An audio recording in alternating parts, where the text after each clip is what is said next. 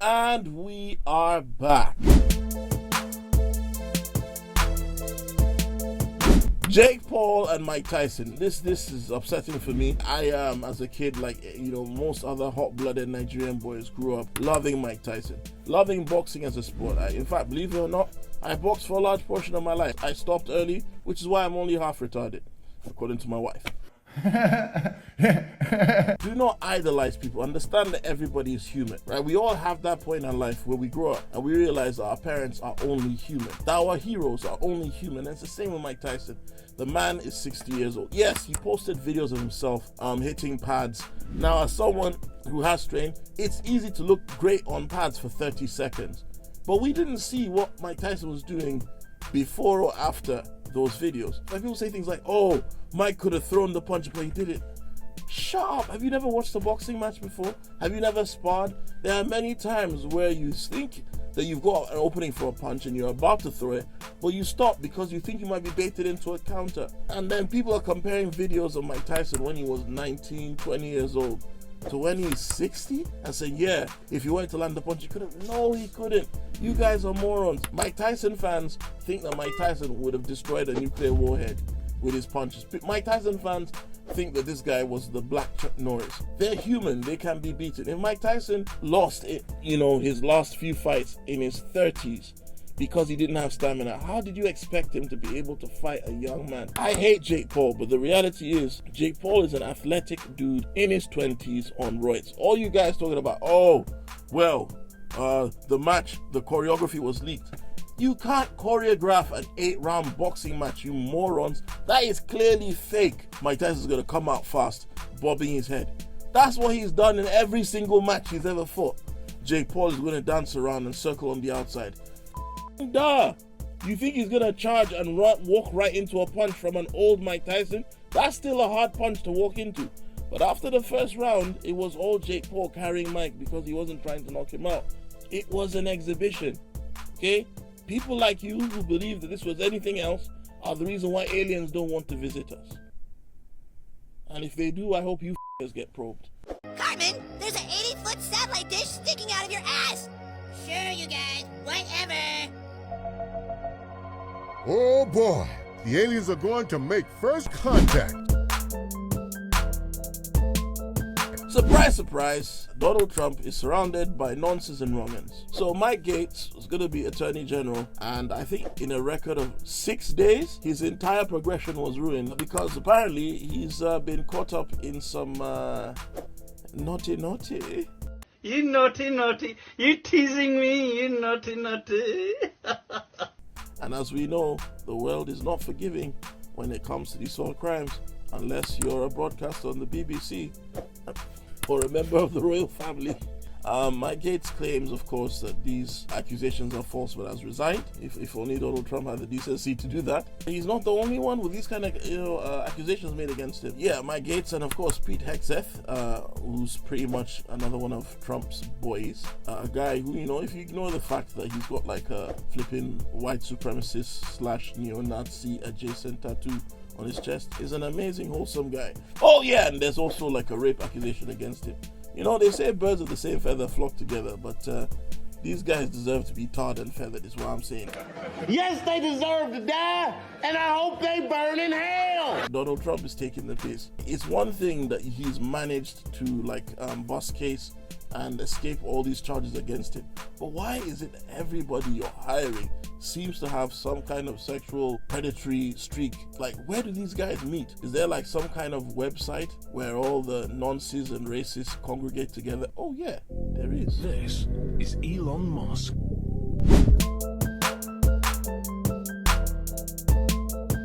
Bert, I'm not gonna lie though, some of them storms are scary because I was walking down the street and I was wearing like a big hoodie and it turned into like a parachute and it was blowing me around the street, and I thought to myself, wow, if this wind is blowing me around the street, what's it doing to like regular sized people or like smaller people, And don't swim in the sea. Incredibly, people have been spotted in the water here in Blackrock and Salt Hill both today and yesterday. Victim weight. Now if you're wondering what victim weight is, if you're a grown man and you weigh less than 200 pounds, that's fucking victim weight. It shouldn't be easy for one person to stuff you into a van. You need to eat some carbs. That's what you need. No, but storms are scary, man. And, you know, more and more of these things are happening, and I'm guessing it's because that thing I think the hippies and vegetarians call global warming. And on the topic of global warming, we have the COP29 verdict, which has angered a lot of people in the developing world. I mean, to be fair, the developing world has enough stuff to be angry about. After years of delaying procedures and so on, they've settled on a figure that they're going to pay. But when they will pay it is up in the air, and a lot of it will be in the form of loans. Because when have loans ever been damaging to the developing world?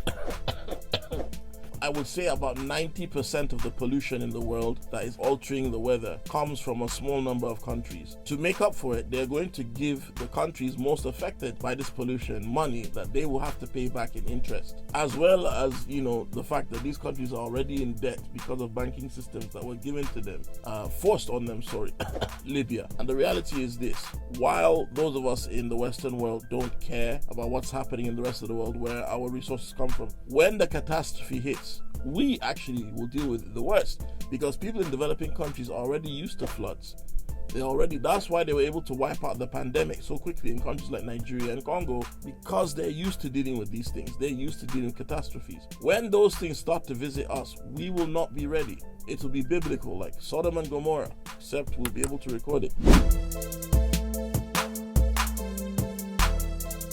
Band-Aid, all they do is spread misconceptions about Africa and the true nature of Africa's problems, whilst lining their own pockets. Like my friend Fuse said himself, it stops people from wanting to invest in Africa. And it's funny because the last time I was on a plane to Nigeria, only a quarter of the people on the plane were Nigerian. It was English and Chinese people on their way there to go and make investments. What they do is they stop the diaspora from wanting to go to Africa by putting all these negative images and portrayals of Africa on TV, killing our tourism and other forms of revenue. But then they go in and take advantage of this, get our resources for cheap, whilst polluting our country. Look at the plight of the people in the Niger Delta, for example. There was a time when all you had to do when you were fishing in the Niger Delta was run a basket through a small body of water, and you get periwinkles, fish, and all sorts. Now the people of the Niger Delta can't even do that. But here comes Geldof. Fuck you, Geldof. Dude sounds like a fucking wizard. Why don't you magic us that money? Band-Aid pisses me off. You know what else annoys me? All these dipshits that want to raise money for charity, so they're going to run or lie in a tub full of baked beans. Because just giving us the money isn't enough. Why are you running? Why are you running 10 kilometers for? The person you're doing that has to walk 20 to get water. If you really care, just send the money. No. I want to show a brave feat. In fact, you know what? The running thing isn't even so bad. It's the baked beans thing I don't get. So there's a bunch of people hungry, so you're going to waste food and lie in it for a couple hours so that people pay you money to do this. Like, this is some very bizarre voyeurism. When do we need food? When we're hungry. Meanwhile, people are starving. Like, charity isn't charity anymore. If we really care about what's happening in Africa, what we need to do is simple. We need to have the debts written off because they were put there unfairly. And I mean, if the people that we owe this money to, England, America, if these countries are all in debt, who are they in debt to? How does that work? How are we in debt to people who are also in debt? Where is all the money going? Who's taking the money? So, newsflash, people don't like Keir Starmer. What? No.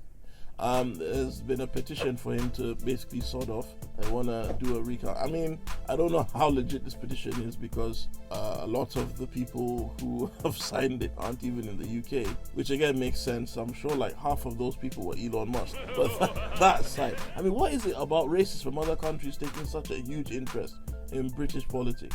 But I'm not to say that everyone who hates Keir Starmer is a racist, for example, because, okay, I'm racist too, and I hate Keir Starmer. But that aside, there's just something about him that doesn't sit right. The man just has no personality. I just think right now Labour is so conceited, and Keir Starmer is the poster boy for conceit. And also, he looks like the poster boy for constipation. Just look at him, he looks like he's backed up. That's why he's so full of shit. He hasn't taken one in weeks. Just look at him, look how bloated he is. I've never seen anyone that looks like that before. He just has that smug, look on his face like, I can clench my butthole for 4 months. Yeah, it's fine. Look at me. Yeah, I like it. When I let it go, I'm going to lose 10 pounds at once. He just has that about him. I don't know. This government is not going to last long. I see them losing, but the question is who to? We might have the first party to rule us in a long time that was neither Labour nor Tory. It sounds crazy, but crazier things have happened. Remember, the 1930s are not that far back from us. Fringe parties have been known to take advantage of people's frustration and spring into power. It has happened, and it wasn't that long ago, guys. It was not that long ago. Okay, Starmer, please fix up or step down. Get somebody more charismatic than yourself to at least make us believe that your party is trying to do something for the people. That's been Nabil Knows. Thank you for tuning in. We would like to dedicate this episode to our good friend HJ. I'm not saying their full name because they probably don't want their name out there like that because they're a mad conspiracy theorist that sleeps in a tinfoil blanket. Big part of the team, leaving us soon. I won't say when, just in case the Illuminati is trying to find out, because we protect our own out here. Yeah, thank you so much for all your contributions and everything you've done. And you've made a marked difference in our lives, particularly me. I've benefited so much from your hard work. And, without you, there wouldn't have been a Nabil Knows. So once again, thank you, HJ. And today I'm going to be listening to the Outcast song that reminds me of you.